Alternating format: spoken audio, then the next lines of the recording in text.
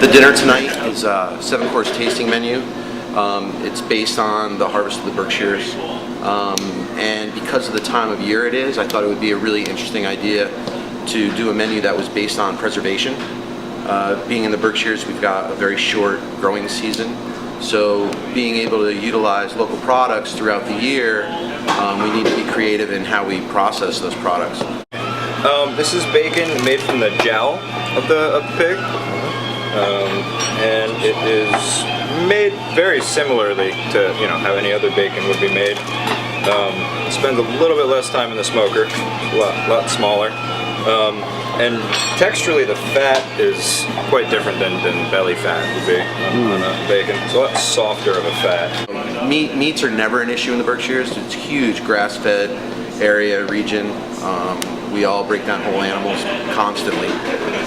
But it's the other things, it's the sweet corn, the tomatoes, the greens, the vegetables that need help to extend the season.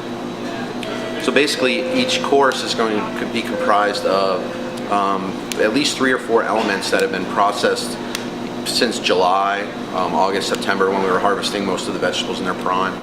Taking Lila's lamb, taking the belly and curing it, and then smoking it for lamb cheddar, and pickled green zebra tomatoes, and then oven roasted beef steak tomatoes from Taft Farm, and then Foggy River Farms covered squash, and then using Highland Farms dairy, making house-made ricotta, turning those items into a ravioli. So what do you have here? Braised pig skin. What's that? Pig skin. Pig skin. Braised. How long do you need to braise the skin for it to really... About 2 hours. Okay. Just like most any protein. It is important for us to use whole animals because I think with the way the farmers are, that if we don't use all those parts, buy the whole animal, then so much of the animal gets wasted at the slaughter and whatnot. And so we try and show as much respect for the animal. Brian, one last shot. The enchilada, everybody. Yeah. Right now I'm searing the rabbit rillettes for Route 7 Grills course.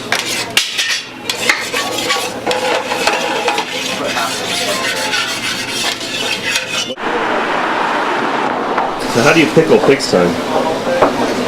You make a brine. Taste it.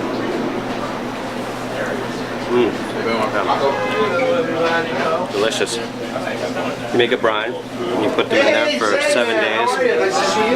Then you take them out and cook them, peel them, and put them into a pickle. It's salt, vinegar, water, and pickling spices.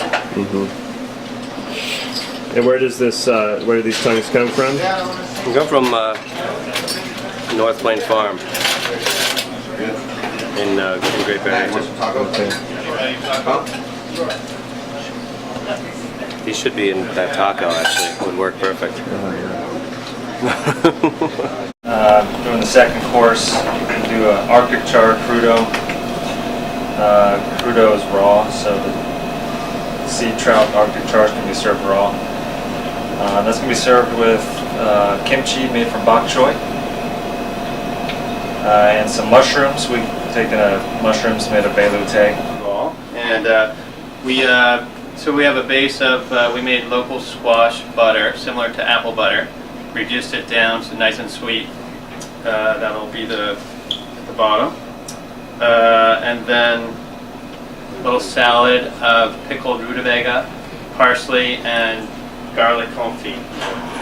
Very nice, sweet, bitter, tangy, juicy. This evening, doing a couple different things. We're doing a bacon-infused vodka from Berkshire Mountain Distillers, Ice Glen vodka. So I'm with a golden smoked tomato sauce as a Bloody Mary. Next we're doing a Manhattan, since we are in Manhattan, with Berkshire Mountain Distillers Bourbon Whiskey. It's done with a Hilltop Orchard Sep apple cider reduction and some rhubarb bitters.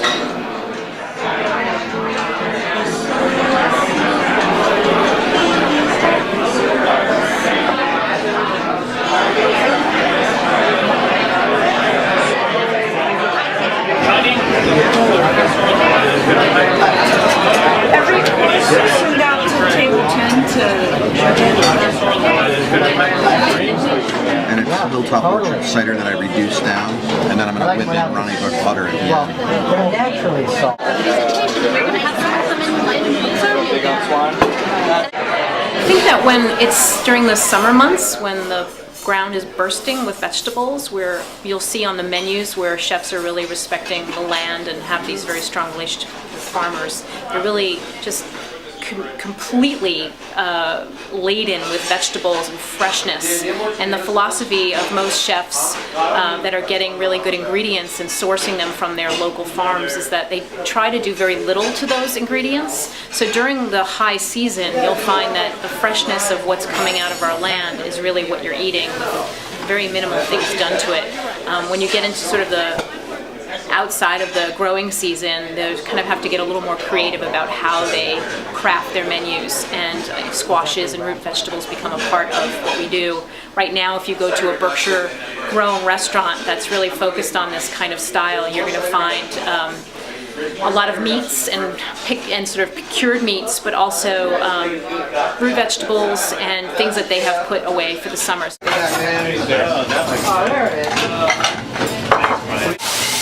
Some of the chefs have done some lacto-fermentation of cabbage, so that's one way where you sort of salt the cabbage and put it by for an extended period. That's sort of a natural, old-fashioned way of preserving. And then there are things like candy bacon.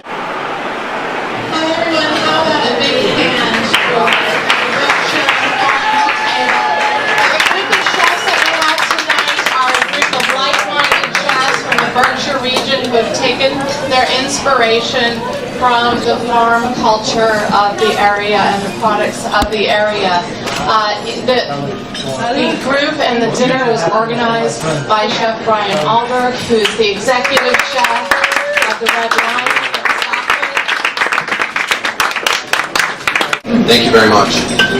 First, I'd like to thank you all for coming. Without your support, the James Beard Foundation wouldn't be able to do the things that they do. Culinary scholarships are very important. We really enjoy coming down here to show you what we can do in the Berkshires. And it's certainly not me that leads a movement. It's a combination of all of us working together as a collaboration, both here and in the Berkshires, that helps keep farmers farming, artisans working, and I owe a lot to everybody that's up here, so I'd like to thank them. Thank you. Kind of the movement that's happening in the Berkshires with this farm-to-table philosophy is that we really just try to preserve what we have in the summer so that we can eat it as far into the spring as we can, and then as spring comes we celebrate what's coming for our future, which is this bounty of food in the summer that's just amazing.